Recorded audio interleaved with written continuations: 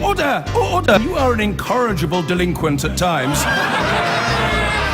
Behave yourself, man!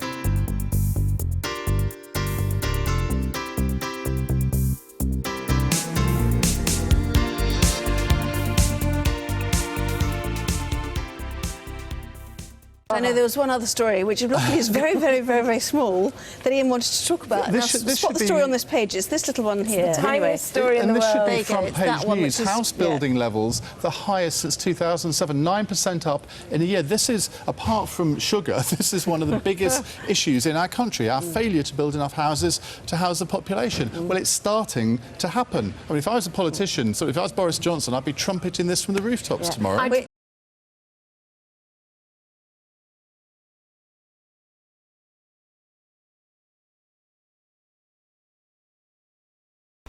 We all know Britain has an acute housing shortage, and David Cameron says one of his priorities is a national crusade to get homes built.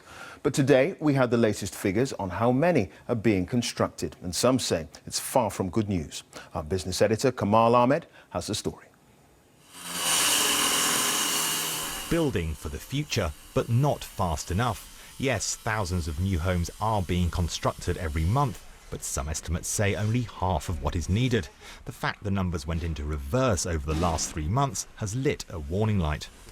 I spoke to the man behind today's figures. He told me there had been an improvement since the recession, which saw house building numbers collapse.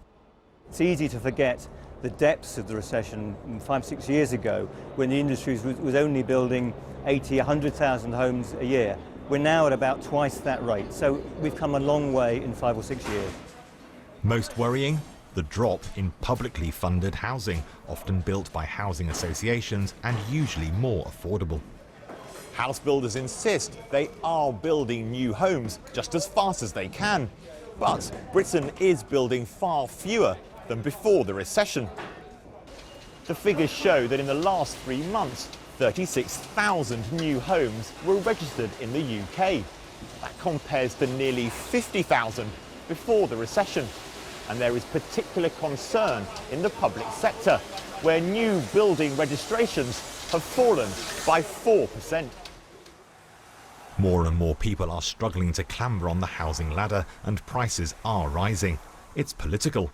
David Cameron made it the centrepiece of his party conference speech.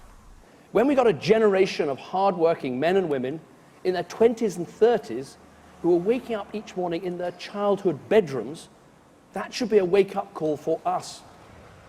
Debbie Gallagher from Leeds would love that wake-up call. She's 30 and lived with her parents until last year. She is now renting. It's very frustrating. I mean, when you're growing up, you sort of think, naturally, you go on, you get older, you move out, you buy a house, you have kids, and then suddenly you get to the age that you think you'd be doing that by, and you just think, well, I'm not in any position to do that, and I can't see when I will be. Housing experts say demand is far outstripping supply. We're not even building half the number of homes we need as a country. We need about 240,000, and to do that we're going to need to put investment and land in, and if we don't, we'll see house prices and rents continue to spiral out of control. Yes, builders are putting their backs into it, but there needs to be a lot more of them if the UK is ever going to solve its housing crisis. Kamal Ahmed, BBC News.